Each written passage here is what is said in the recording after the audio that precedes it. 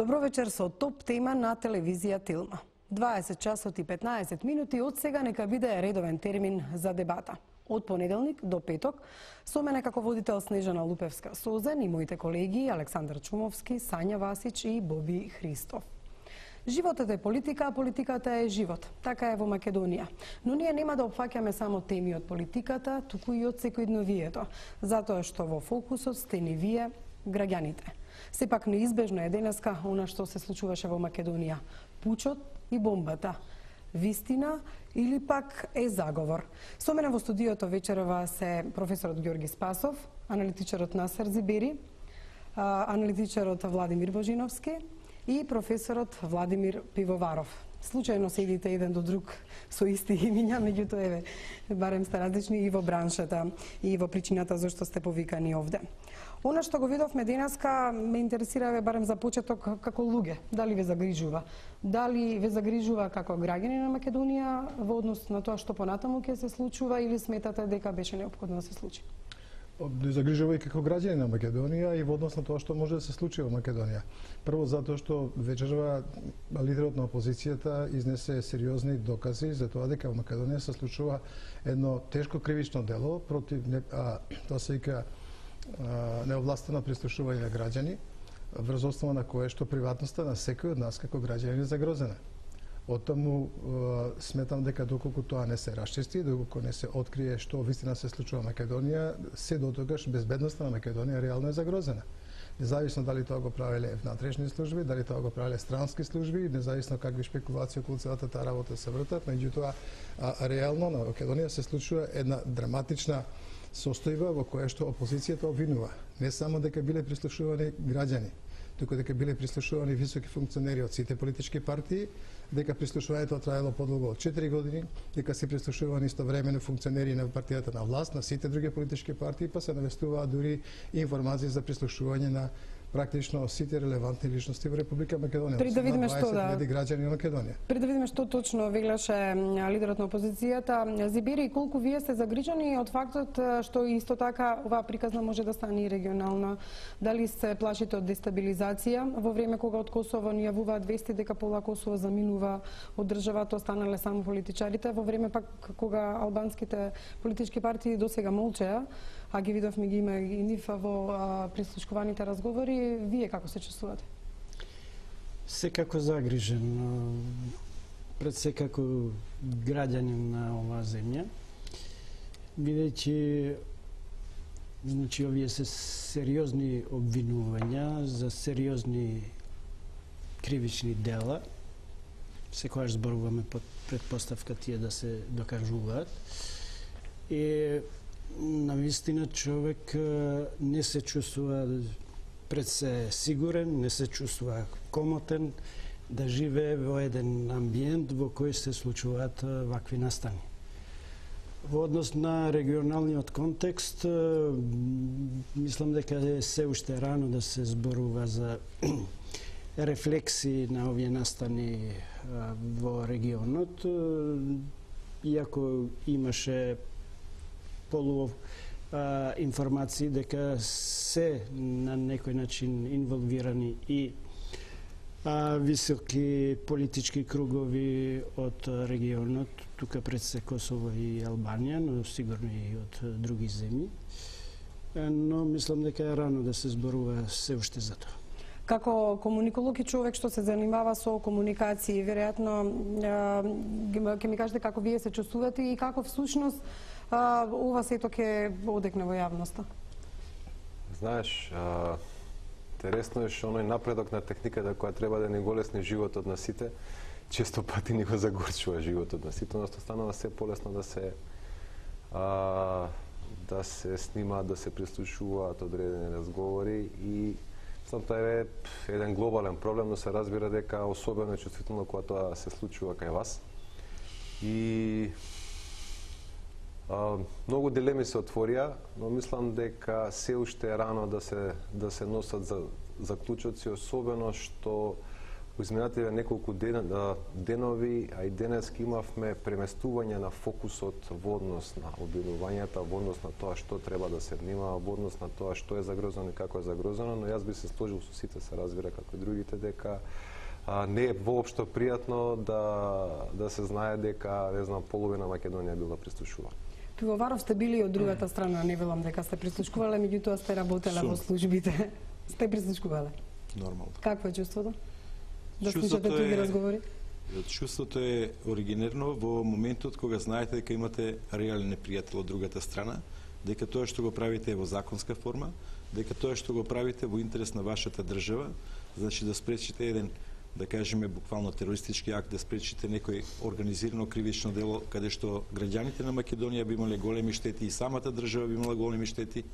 Значи во таква ситуација чувството на крај кога ќе го победите тој надпревар кој ќе го добиете, значи е величанствено кај овие луѓе кои се скромни луѓе, непознати се буквално, а тие ги викаме разузнавачи. А во ситуацијава какво ви е чувството кога ги слушате? Значи ситуацијава за мене не е ништо ново. Многу години на нас задебатирам дека нашите закони се така креирани, тоа го дебатирав и во парламентот, кај господинот Тито Петковски, подготвителни седници со експертиве, дека ваквиот закон креира можност за неограничено прислушкување без можност државата да изврши контрола, односно Собраниската комисија, што треба да биде сменето, ако не знаеме како, секогаш го посочи урникот на Германија, каде што генерално вие не сте во можност да злоупотребите одредени комуникации да ги следите. Денеска колегата рече дека глобален е проблемот. Проблемот е глобален само во вакви општества каде што нешто не е во ред. Ајде да видиме што е. Во сите демократски општества ваквото нешто не може да се случи. Да видиме што не е во ред според лидерот на опозицијата Зоран Заев и она што тој го објави на пресконференција, разговорите што тие ги емитуваа на пресконференцијата и реакцијата од ВМРО-ДПМН.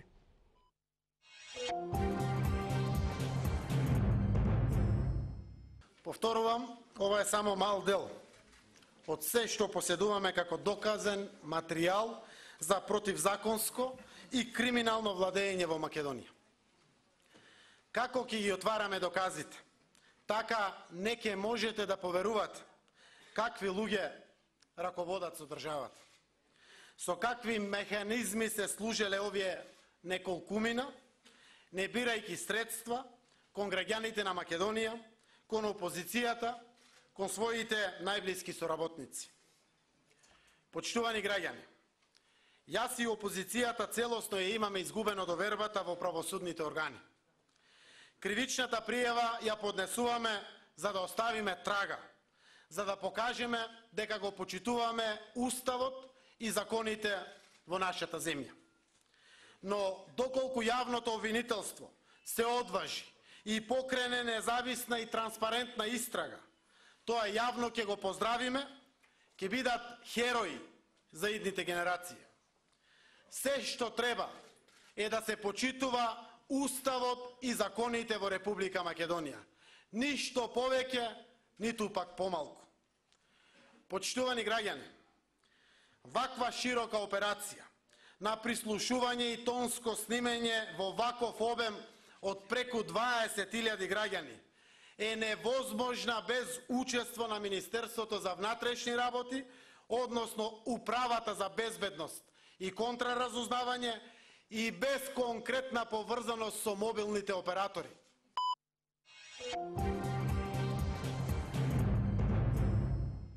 Заев само продолжува да тоне. Полн со контрадикторности и небулози, сака да направи целата македонска јавност, вклучително и неговите сопартици, да се држат во заложништво, а јавноста да биде под уцена и дефокусирана од реалните теми и потреби на граѓаните. Заев има очигледна, прозирна и површна намера да се представи и себе си како жртва. Сценариото нема да им помине. Ставот на владата е изнесен преку дејствието на Министерството за внатрешни работи со отпочнување постапка за овој случај и преку обраќањето на премиерот Груевски.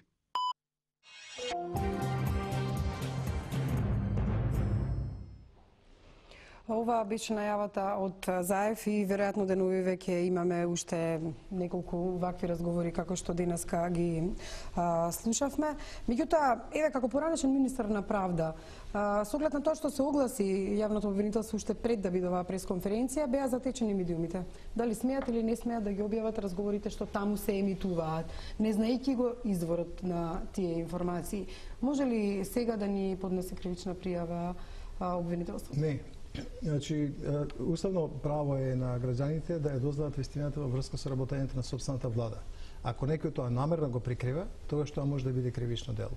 Значи, секој што во Македонија дошол до одредени информации кои што се од јавен интерес, за тоа дали некој злоупотребува средства во оваа држава од државниот буџет, дали некој случајно ги снимал, например, изборните штабови на опозицијата во време на избори, дали некој има одредени злоупотреби на власта заради своји лични цели, е должен тоа да го стави на увид во јавноста и пред јавниот обвинител. Оттаму јавното обвинителство нема никаква нити право, нити дозвола да забранува објавување информации од јавен интерес. Тоа е основното начело што би се рекло на уставната слобода на печатот и на медиумите. Божиновски, дали со ова се служувате со оглед на тоа што сега јавноста може да подлежи на манипулации од било која политичка партија или страна, па дури ако пак се точни тврдењата на власта дека се работи за странски разузнавачки служби, може ли да биде и однадвор манипулирано?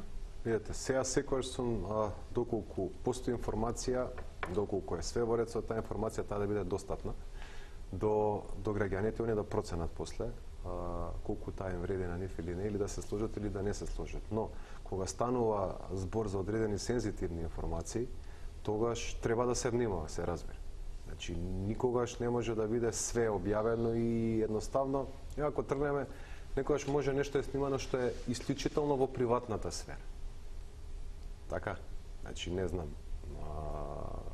некои работи кои што воопшто немаат врска со јавната сфера. Може би семејни работи, може би некоја, не знам, љубовна врска, се најавува некои такви работи. Дали тоа треба да го дознае целата јавност? Има тука и етички, морални дилеми. Друга е работа, мене е друга работа поинтересна со цела оваа, да кажеме, состојба. Имено од почетокот се говореше за некакви тајни служби кои што ги даваат материјалите. За сега да излезе дека тоа се домашни служби од кои што се добиени материјалите, па после не знам некој ги оставил материјалите пред седиштето на партијата. Имаме неколку различни изјави околу изворот на овие информации. Дополнително, главната, би рекол, поента на овие бомби која што требаше да биде, иако пак ќе напомена ова све со резерва, бидејќи денеска е прв ден најавија дека нели има уште многу работи кои што треба да се објават, па кога ќе се објават сите, потоа пак можеме да говориме. Но од она што денеска беше објавено и тоа што можевме да го видиме во медиумите, да го прочитаме како информација, не се постигна на основна цел која најавуваше ЗАЕФ со овие така наречени политички бомби. Имено се говореше за некакви разговори кои што ќе откријат криминогени, криминални действија, не знам какви нарушувања, а едноставно за денеска главната поента да биде на тоа дека некој е прислушува. Пред да ги слушнеме тие разговори, од правен аспект само во однос на изворот на информацијата Зибери, дали новинарите не знаејќи го изворот на информацијата треба тоа да го објават или пред да го објават треба да дознаат кој ги лиферувал? Тоа е многу, навистина, исклучително тешко прашање во овие моменти. Не, јас мислам дека од целиот настан треба да се изземат средствата за јавно информирање, значи новинарите. Ако се случува настан, ако тој настан низ пресконференција се објавува, значи би било крајно нелогично средствата за јавно информирање тоа да не го следат. Тоа би било спротивно на функцијата што ја имаат, спротивно на улогата што ја имаат. Значи, вас вештити законот, вас вештити уставот. Ваша основна дејност е, значи, да ги објавите информациите до кои ќе доаѓате. Друго е сега прашањето тој што ја објавува информацијата, од каде му е изворот, кои се законските средства, кои се каналите низ кои се добиени, дали се странски, дали се внатрешни и така натаму. Тоа е сосема друго прашање кое вас не ве засега и кое вас не може да ве тангира. И од тука и соопштението на јавниот обвинител за ова прашање, мислам дека не беше во ниту еден момент заснована на закон и не беше цитиран ниту еден член од кривичниот законник или од било кој друг правен пропис. Меѓутоа, може ли пивоваров да ни се случи, објавуваме материјал на кој што има назнака строго доверливо, а го објавила СДСМ, или е државна тајна, или е класифициран документ. Пренесувањето на информацијата за таков еден документ што би значело? Еве, доколку оние не гледаат и не слушаат што се од позиција да може да санкционираат такво нешто, дали може потоа да настрадаат медиумите, па и јавноста, дури по интернет порталите се тоа се објавува или не? Стрикното толкување на правото е такво какво што е и ве доведува вас новинарите во една многу незавидна позиција. Меѓутоа, ја би се навратил пред неколку дена. Значи, не реагираше ниту една правна институција кога беа на YouTube објавени снимките од разговорот помеѓу премиерот и лидерот на опозицијата. Значи, ние покажуваме еден голем дефект во нашиот систем со самото тоа. Второ, значи, примерот светската практика, најпознатиот, аферата Watergate. Значи, само двајца новинари успеа да докажат дека председателот Никсон во тоа време преку своите политички структури прислушкувал штаб на својот опонент политички. Значи, во една демократија апсолутно не представува никаков проблем таквите материјали, иако и таму биле сигурно со државна тајна, биле објавени и за тоа никој не одговараше, затоа што штетата по државата беше многу поголема од она што го сторил тогашниот председател, отколку она што ќе беше да не беше објавено. И јас апсолутно со колегата и мојот именјак не се согласувам да видиме какви кривични дела се сторени. Па потешки кривични дела од ваквите дали постојат? Ова е газење на човечкото достојанство од морални и етички аспект. Од друга страна, значи уставот е погазен, погазени се сите закони. И мислам дека се сеќавате пред 2 години анкети имаше, колегата е по тие анкети, дека некаде над 60% од граѓаните на Македонија тога се изјаснија дека се сомневаат дека се следени. Тоа беше еден силен показател. Меѓутоа, за жал, никој не реагираше во државата. Не знам кога и како ние треба веќе како општество да сериозно да реагираме. Пред 6 месеци, мислам, во Дубровник беше конференцијата од Америка представникот Викторија Нуланд, ни рече дека владеат криминогени влади на Балканот, дека корупцијата е во најголемо ниво, се злоупотребува и на политичко ниво. За жал, кај нас во мас медиумите за тоа некаде имаше многу малку, некаде воопшто не беше објавено, што е за жал, велам.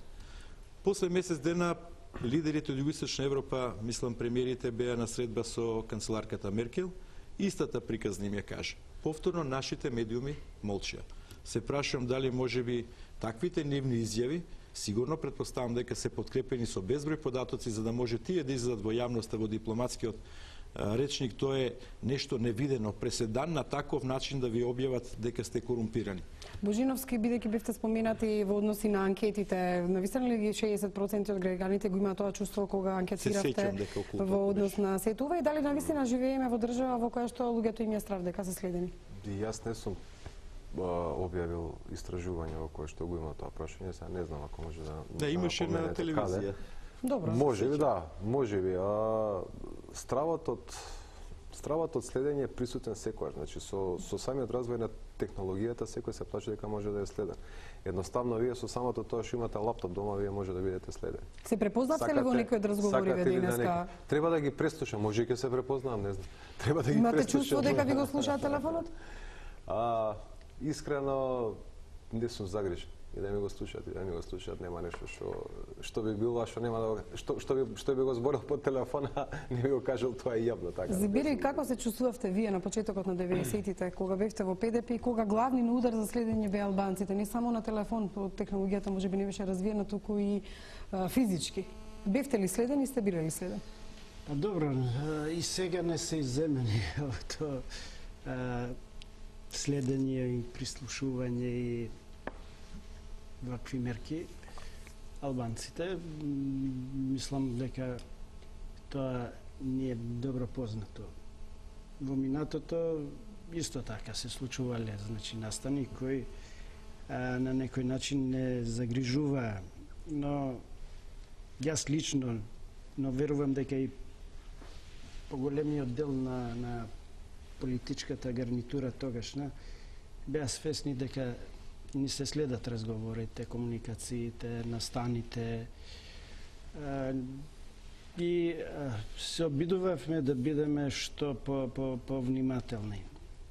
Но секогаш постои таква опасност и тоа чувство, значи албанците го има од 45-та па до денес. Денеска видовме дека во разговорите ги има и Ахмети и Тачи, до сега молчеше албанскиот политички блок. Ви очекувате ли нешто да каже после тоа? Имавме чувство како да се гледаат сеир, ако порано ги следеле нели најмногу албанците, сега ова е некоја пресметка во македонскиот политички блок.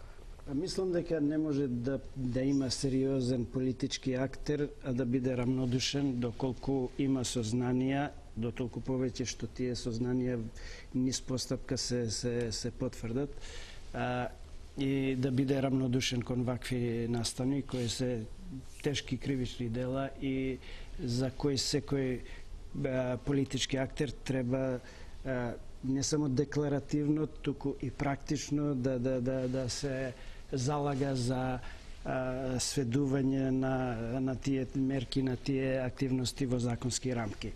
Значи, не верувам дека тоа ќе остане така, иако на прв поглед изгледа дека тие се малку по-рамнодушни и релаксирани, но перспективно гледано тоа не може да остане така и тоа и tekako ќе има реакции и нивната евентуална инволвираност во настаните ќе ги принуди и тие да се произнесат и тоа директно и непосредно, но не смее да остане само на изјави и декларативно залагање. Повторувам уште еднаш, и едниот и другиот актер кој ги спомнувате се пратеници, се значи раководители, лидери на сериозни политички партии кои действуваат во Република Македонија и кои треба целосно да се внесат овие прашања, да се расветлат и соодветно да се превземат одговорностите. Спасо, вие се соочивте со прислушкувањето на еден друг начин. Вие се соочивте и со илустраторите и она што тие го напишаа за вас. Во тука и заклучокот дека сте биле дел од некои работи што ве ги следеле и слично, или се најдовте во нечии документи и досија. Какво беше вашето чувство кога тоа се случува и дали се уште мислите дека сте под некаков надзор? Па не, ја мислам дека во Македонија општо луѓето, дури оние што не веруваат, например, дека се прислушување, се сомневаат дека постои можности некој да ги слуша и прислушува. Во тоа смисла дури постои безбедностна култура кај луѓето изградени кои што најчесто викаат ајде ова не е за по телефон или нема да разговараме по телефон. Колку пати сте го слушнале тоа од некој со вас што разговара, независно дали е на некаква функција или не е на некаква функција. Меѓутоа дефинитивно уште во време на аферата што беше големото во 2001 година, ако се сеќавате, кога излегува транскриптите во кои што се го гледате вашиот разговор со луѓе кои што сте го правеле, е непријатно чувството за тоа што вие знаете дека не знаете што се уште има слушано во рамките на тие разговори, докаде целата таа постапка одеше. И тогаш мислам дека се постапи сосема правилно. Јавното обвинителство покрена постапка за да се открие дека постои кривично дело на овластено прислушување, па потоа судската постапка одеше со тоа што сите кои што имаа беа на тие транскриптите може да дадат изјави дали е точен нивниот разговор и на крај се сеќавате дека тоа заврши во една фаза во која што имаше можност да биде обвинета министерката на полицијата Доста Димовска, па да добие аболиција од председателот на државата пред да започне.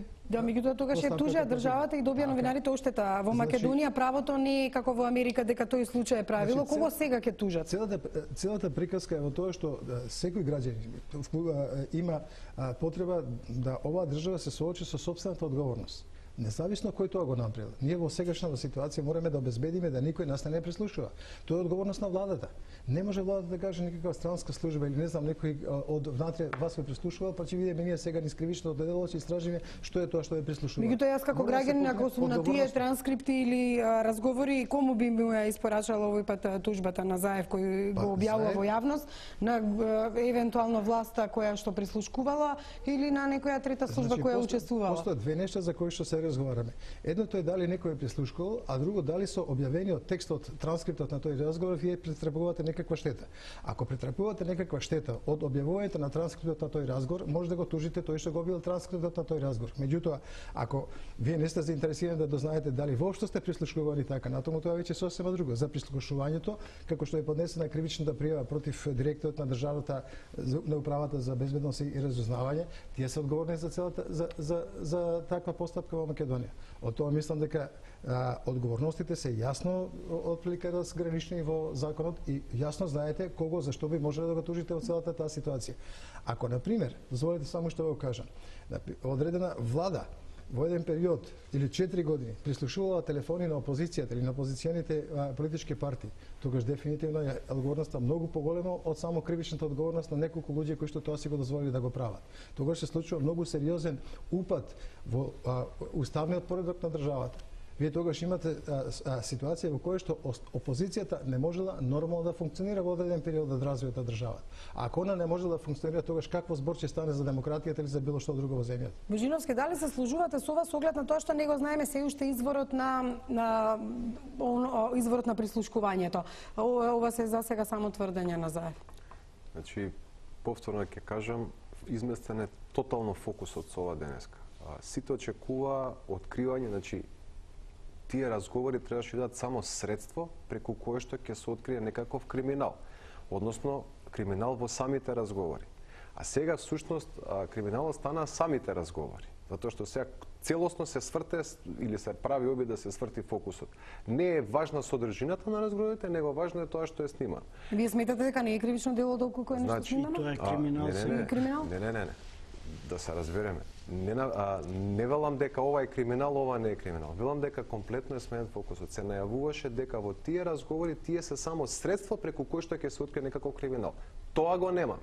Сега, второто прашање кое што се постава, се разбира дека прислушувањето е дозволено само во одредени некакви специфични случаи, тоа се јасно регулирано со закони, дека не треба туку не смее да биде некој произволно прислушуван. И тоа треба да се. Сега што е важно е да видиме изворот. Странски тајни служби, како што се најавуваше. Некој, не знам, граѓанин, совесен граѓанин кој што тие ги оставил. Дали се тоа домашни служби, колку се инволвирани луѓето кои што беа уапсени и така натаму, сега треба да видиме каде е одговорноста. И да, јас се согласувам дека тој процес треба да се расветли. Значи треба да се види каде е одговорноста во овој случај. Пивоваров, пред да ви го поставам прашањето, ви сакала особено вие да ги слушнете снимките за да видиме со каков систем се снимени. Па еве, уште еднаш ќе ги емитуваме снимките што ги прикажа денеска СДСМ на својата пресконференција, да ги чуеме, да чуеме дел од тие разговори.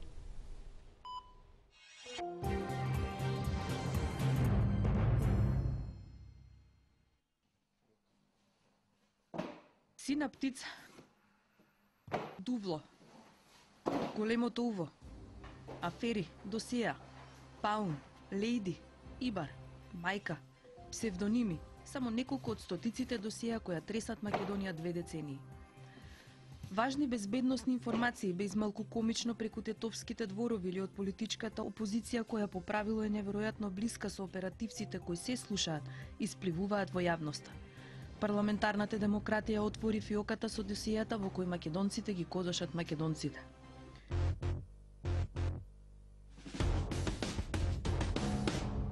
Синоним за разузнавачка афера од која почна отворањето на македонската тајна историја е приказната Сина птица. Името го доби по кафејаната во која е одржан првиот состанок на припадниците на така наречениот таен комитет на Македонската национална гарда, која според документите на разузнавачите подготвувала герилци за борба во Македонија. Тогаш настапуваат двајца началници на службите, од кои едниот е Добри Величковски.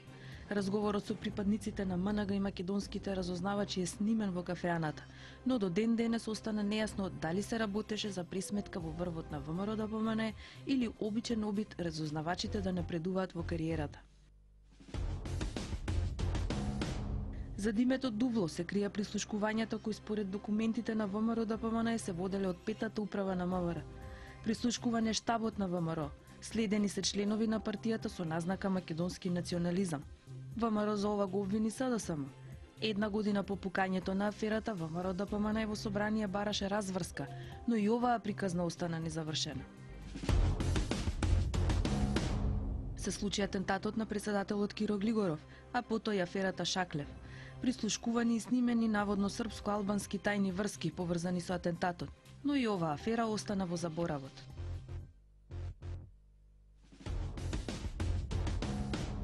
И ова е прочитувани пратеници тоа CD. Затоа го носам ја и компјутерот, ако сакате може да ви го пуштам. Подашлак пар екселанс. Ова е запис од два прислушкувани, снимени и снимнати на хартија телефонски разговори водени помеѓу Борис Трајковски, актуелен председател на Република Македонија, и Бранко Црвенковски, председател на Социјалдемократскиот сојуз на Македонија. Повторно петата управа на полицијата на Мета се обелоденија стотици страници с транскрипти од прислушкувани и следени политичари, бизнисмени, новинари. Тогаш лидерот на опозицијата Бранко Црвенковски јавно му ги покажа стенограмите на тогашниот премиер Љупчо Ѓоргиевски. Се бараше одговорност од тогашната министерка за внатрешни работи Доста Димовска. Предметот беше ставен ад акта во моментот кога кривичниот судија Милан Доганџиски го проучуваше предметот и одредуваше датум за судење. Тогаш прв што ја употреби аболицијата како правен инструмент беше председателот Борис Трајковски и ги спаси Димовска и Цветков, иако и самиот бил прислушкуван. Големото увло неовластено слушало 190 видни личности во државата. Единствени кои со години водеа битка и добија мала сатисфакција беа новинарите, но и оваа приказна остана под превезот на недореченоста. Единствената афера која ги стресе радовите на албанските партии беше објавувањето на досијата Вујко, Ибар, Стрелец, Мајка. Се случи улична илустрација кога досија никнуваа по дворовите во Тетово. Партиите се обвинуваа меѓусебно се додека истрагата не дојде до поранешниот начелник на ДБК Хисен Муслиу. Беше осомничен дека ги фалсификувал, а на судењето тврдеше дека досијата ги добил на USB стик од негов поранешен контраразузнавач. По неговото апсење до Комисијата за лустрација стигнаа документи на германски и хрватски јазик, наводно со тајни податоци за Али Ахмети и Фазли Велиу. Комисијата го отфрли германското досие, а за хрватското не се произнесе. Службено досега ниту една афера не е целосно разјаснета. Актерите во аферите, починатиот книжевник Јован Котевски, кој самиот е жртва со досие, ќе ги нарече биографија на пријателите. Аферите продолжуваат и во пресретна на новата бомба, а народот останува да битисува со стравот "Службата слуша се".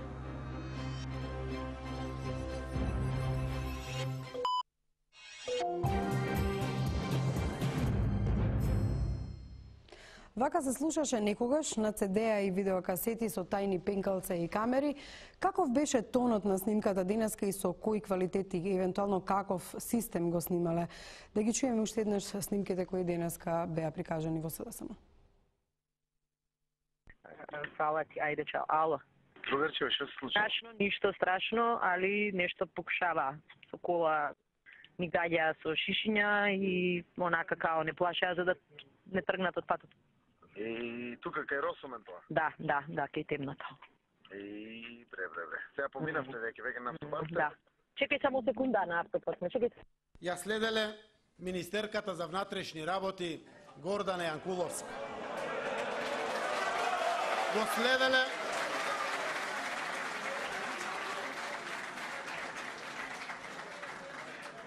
Го следеле и вице-премиерот за финансии, кумот Зоран Ставревски. Слушнете ја оваа снимка.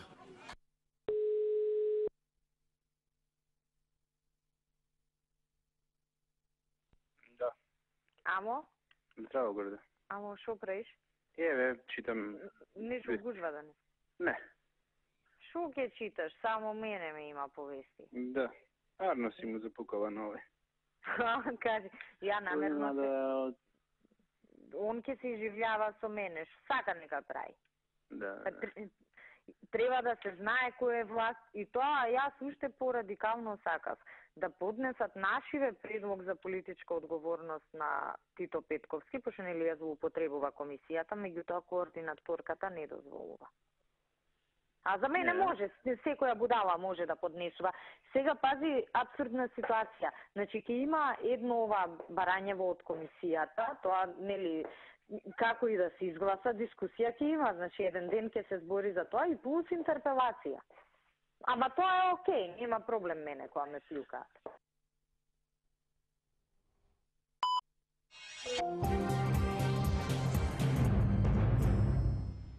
Пивоваров, кој може вака јасно да ги сними разговорите? Кога имаше афери светски за прислушување, например, некогаш и самиот телекомуникацијски оператор е врзан со службите, или примерките се даваат и оди преку телефонскиот оператор.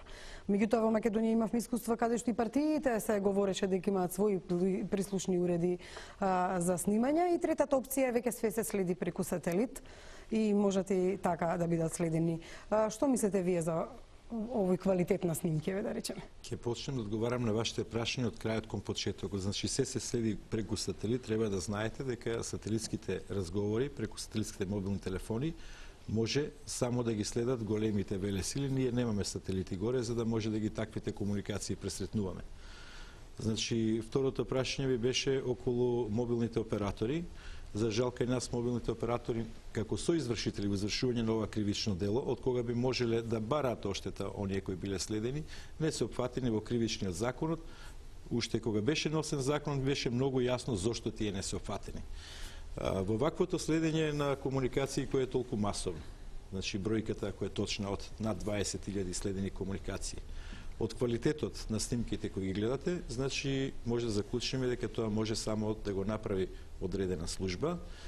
Не верувам лично дека тоа може да го направи странска служба, а доколку странска служба го направила тоа на територија на Република Македонија, значи безбедносниот систем во Република Македонија е мртов.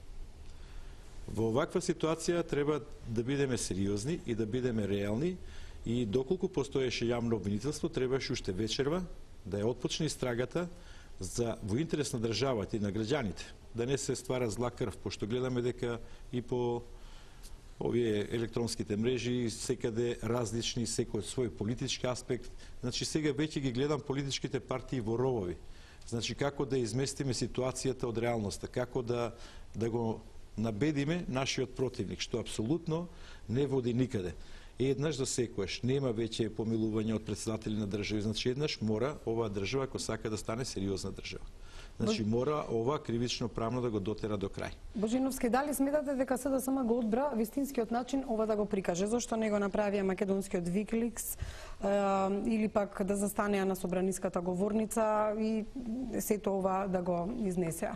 Прво беше јавноста во Грча долго време чекајќи ги бомбите. Мислам дека или не постоела јасна стратегија или некако биле на два ума, што и како да прават. Најпаметно ќе беше да се вратеа во собрание да го направат собраниска говорница, искрено, затоа што и таму се најзаштитени, ќе има најголема видливост. Тоа е прва работа, а втора работа, мислам дека требаше малку поподготвено да биде ова целава, да кажеме, операција, а не народот едноставно беше долго време во Грч. Знаете, кога ќе ги дуат, кога ќе ги пумпат очекувањата, колку се поголемо очекувањата, толку очекувате и повеќе да видите, ако не се зголемуваат фрустрациите. Мислам дека народот денеска е фрустриран за тоа што не виде ништо во тие разговори што би ги потврдило оние претходни тези. Значи прво требаше да се тргне со поинаква теза. Има многу луѓе, тие се прислушкувани. Тоа е криминал. А не, ние имаме разговори кои што ќе ги откријат криминалните действија на овој. Барем денеска, од тоа што беше пуштено, пак ќе оставам резерва, затоа што рекоа дека имат уште многу разговори, да ги слушнеме, да ги видиме, ќе се објават. Значи, од она што беше денеска, не го гледам тоа. Промашена е поентата на целата би рекол, стратегија со политичките бомби. Спасов, и вие исто така во своите написи велевте дека можеби подобро да се одбере собраниската говорница за да се каже сето ова. Од друга страна, ако го кажува собраниска говорница, ќе беше покомплицирано ако ги апсат евентуално, затоа што тие се со имунитет. Во овој случај пак може ли да настане еден бран на апсање, како што најави Заев, првиот ешелон, па вториот, па третиот? Јас говори за тоа дека што и да се случува во Македонија, дека на крајот ќе мора да има своја институционална завршница и дека на крајот на причата за Социјалдемократскиот сојуз на Македонија ќе биде добро после извесен период од разјаснување на овие информации кои што достигаат се до јавноста, да влезе во парламентот и од парламентарната говорница да ја продолжи битката практично за докажување што е тоа што го прави сегашната власт во Македонија, за на крајот сето тоа да заврши можеби се на гласање за доверба или недоверба на владата и да се оди на нови избори во Македонија. Затоа што тоа на крајот сепак мора да има некој тип на институционална завршница и јас се согласувам со тоа. Затоа што во Македонија веќе подолго време, не од оваа година, така, но веќе 9 години се гради еден систем на систематска поделба меѓу власта и опозицијата. Власта е патриотската, опозицијата е предавничката и ако сте забележале, Груевски, например, никогаш не сака да излезе на некаква дебата за суштествените нешта во оваа држава и тој би сакал со опозицијата да разговара единствено на суд. Бидејќи опозицијата е доведена во таква ситуација, да не сака власта со неја да разговара ни по еден основ, ни по едно прашање во нормална дебата, таа нема друг избор, а нема доверба во институциите, дека ако им ги предаде овие документи, дека вистина ќе бидат искористени правно и дека ќе бидат заштитени, таа нема друг начин, освен да излезе на пресконференција да каже да, ние располагаме со информации. Прво за прислушување кое што е страшно кривично дело, втората работа за прислушување на опозицијата што значи практично фалсификување на изборите, односно голем упад во време на изборната кампања, и третата работа има таму информации кои што дополнително ќе го објавуваме, а кои ќе го покажат карактерот на сегашната власт во Македонија. Од тоа мислам дека според моја оценка стратегијата е добро избрана и они во една ситуација каде што реално и не можеа да изберат ништо поинаку од ова. А она што јас го заговорам, тоа е дека сепак на крајот опозицијата ќе мора во Македонија не може во институционално да се решаваат вака крупни сериозни прашања. После ова јас мислам дека мора да има на некој начин разрешница во која што или некој ќе заглави во затвор од опозицијата дебело или ќе мора власта да си ја признае големата грешка и да ја поднесе оставка и да оди на нови избори во Македонија. Трето, јас не гледам како би можело да се излезе од ваква политичка ситуација во Македонија. Зибери, верувате ли дека ќе настанат апсења или СДСМ требаше да го најде својот Сноуден, како што по примерот на ова албансково прислушување и давање податоци за досијата, кога еден човек заврши во затвор затоа што даваше податоци за досијата на Ахмети и останатите? Не сум спремен многу да судам во однос на стратегија на една политичка партија на Социјалдемократскиот сојуз во конкретниот случај, дали е избрана најдобрата стратегија, најдобриот начин, најдобриот метод. Сигурно дека таму се дебатирало на широко за сите аспекти. Иначе го делам мислењето дека ова прашање мора да има институционална и законска разрешница, рамка. Но мислам дека приодот на Социјалдемократскиот сојуз е обратно поставен. Првин политички договор, па после институционална артикулација на тој политички договор во однос на нивното клучно барање, техничка влада, закажување на вонредни парламентарни избори и во тој пакет измени на законот за избори. Мислам дека да се навратам малку на претhodните дискусии на моите соговорници. Тенденцијата да се релативизира тежината на денешниот настан не е добра. Не можеме да кажеме дека очекувањата беа преголеми, а резултатите се минимални. Да се случува во некоја друга демократска етаблирана земја ова што денеска се случи, денеска ќе имаше во најмала рака оставка на влада.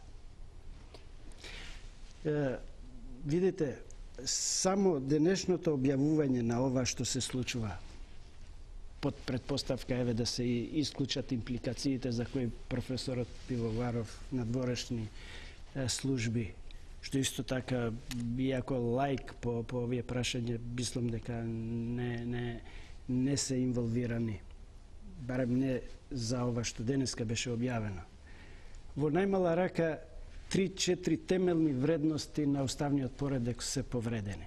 Меѓутоа, Пивоваров, вие токму таа теза во однос на разузнавачките странски служби, јас повторно ќе се вратам на изворот на овие информации кои што може да го наруши уставниот поредок, приватноста и слично во однос на ова прашање.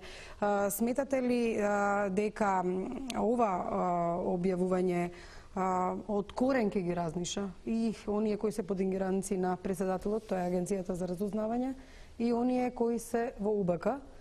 Што станува со комисијата за следење на работата на УПК, која што во последниве години воопшто и не сме чуле дека работи, кој требало па нив да ги следи? Ако овие требало нешто да следат и да работат, кој пак нив требало да ги следат? Прво ја спомнавте Агенцијата за разузнавање, треба да знаете дека таа има ингеренции да прибира податоци само надвор од Република Македонија, значи нема ингеренции да работи на територија на Македонија. Ова го поставувам затоа што можеби некој ковал план, нели, нешто да се случува со Македонија. Меѓутоа, од друга страна, комисијата која споменувате, значи од денот на осамостојување на Македонија, значи од првата комисија до денеска, таа не беше во можност и нема да биде во можност со вакви законски решенија да може да се врши својата функција, односно да гарантира на граѓаните дека службите ги контролира и дека тие служби не ја злоупотребуваат ваквата техника. Моќта од ваквата техника е огромна. И тоа е голема предност во борба со организираниот криминал, со тероризмот. Меѓутоа се постави прашањето дали ваквото нешто, ваквите средства нема да бидат злоупотребени. Тука е главното прашање. Тоа токму требаше да го направи комисијата. Неколку пати бев повикуван на таа комисија за своје експертско мислење. Меѓутоа, мислам дека дискутиравме како две страни кои не сака да се слушнат, оние кои беа представници од власти и оние кои беа од страна на експертите, дека суштината на ваквиот закон каков што е, не овозможува таа комисија да изврши реална контрола.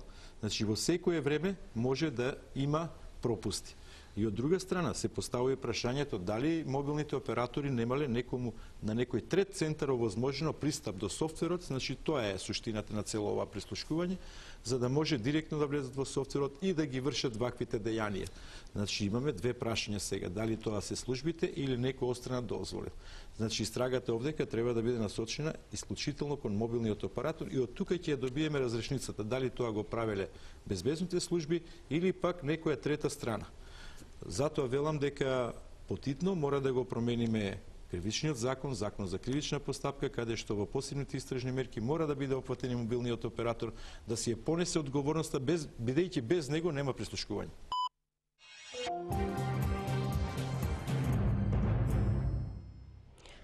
Топ тема вечерва со моите гости Спасов Зибери, Божиновски, Пивоваров. Она што веројатно не може да се прогнозира уште сега, се уште е рано, ама имаме искуство со сите овие сина птица, големуво, дувло. Речиси сите завршија во архивите на оние што ги произведува, безбедносните служби. Немавме завршница во однос на одговорноста, некој да понесе одговорност, некој тука спомна разни сценарија, од одговорност на тој што ги објавува односно опозицијата до одговорност на власта.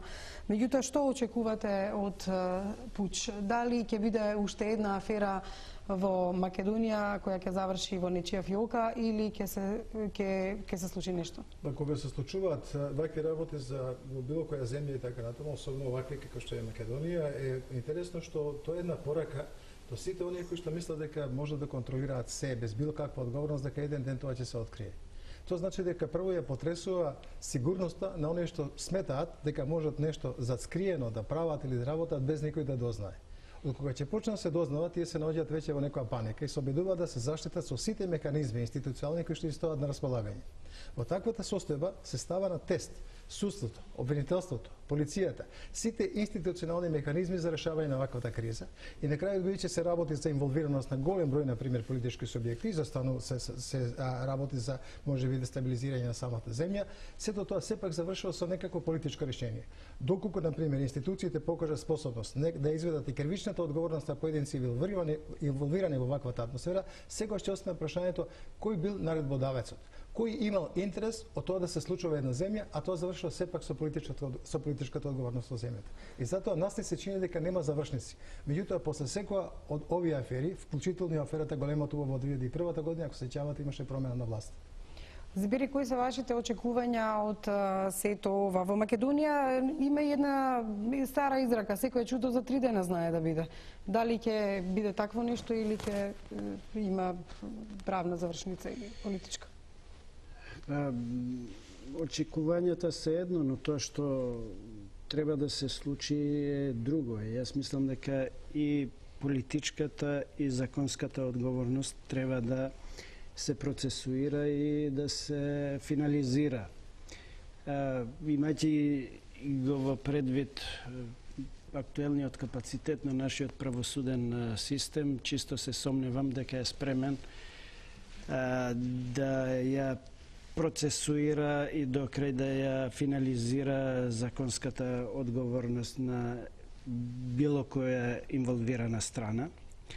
А со оглед на политичките сили во парламентот и политичката спремност да се соочи со одговорноста, не сум сигурен дека и политичката може да се изведе низ институционален систем. Така да мислам дека ќе ни предстојува еден многу проблематичен период во кој ќе, според моје длабоко убедување, ќе бидат инволвирани сите инструменти и институционални и вонинституционални и политичката борба. Мислам дека тек сега се отвара. Мислам дека е рано и можеби неблагодарно да се дадат квалификации како ова би можело да заврши.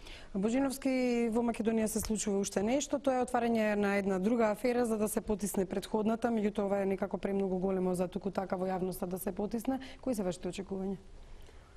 Искрено, тука ова веќе не го гледам како еден случај, туку како два случаи. Тоа што ви реков дека фокусот се износи се на два фокуса.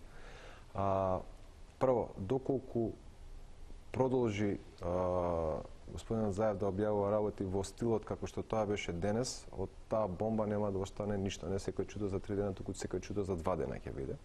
Но од друга страна е многу сериозен и треба да се заврши процесот околу прислушувањето, значи да се види кој прислушувал, како прислушувал, зашто прислушувал и да се изведат одговорните пред лицето на правдата. И тука е на тест самата држава. Така да тука говориме веќе за два процеса. Едниот е политички процес, а другиот е нешто што е надвор од политиката, што е повеќе околу ги запаќа оние легално правни и безбедносни аспекти. Пивовара, што очекувате вие да продолжат апсењата и во безбедносните служби, во полицијата и така да се одвива сето ова или пак да понесување на една поголема одговорност? Она што го посакуваме еднаш да профункционира правната држава конечно, да се одважат обвинителите, да се одважи судот, да имаме една реална и фер постапка, значи со докажување на сите аргументи, сите факти кои идат и во прилог и во наштета на обвинетите. Меѓутоа, лично да ви кажам, разочаран сум од се она што се случуваше досега во обвинителството, или истрагата е во тек, или се затвора истрагата со мислејќи дека 2 милиона народот се малумни луѓе, со некоја приказка која нема врска никаква. И не очекувам дека ако проложи вака ситуацијата, дека институциите ќе се одважат, бидејќи сите знаеме, не е тајно дека е тоа партизирано тело, каде што тие луѓе што се таму од разни побуди не заслужува да се таму, меѓутоа некој ги донел и сега тие треба да ја одглумат улогата која ја извршуваат. Господа, ви благодарам што вечерва бевте со нас во телевизија Телма на Топ тема. Почитувани гледачи, ви благодарам и на вас за вниманието. Утре вечер 20:15 Топ тема со Александар Чомовски. Имајте пријатна вечер.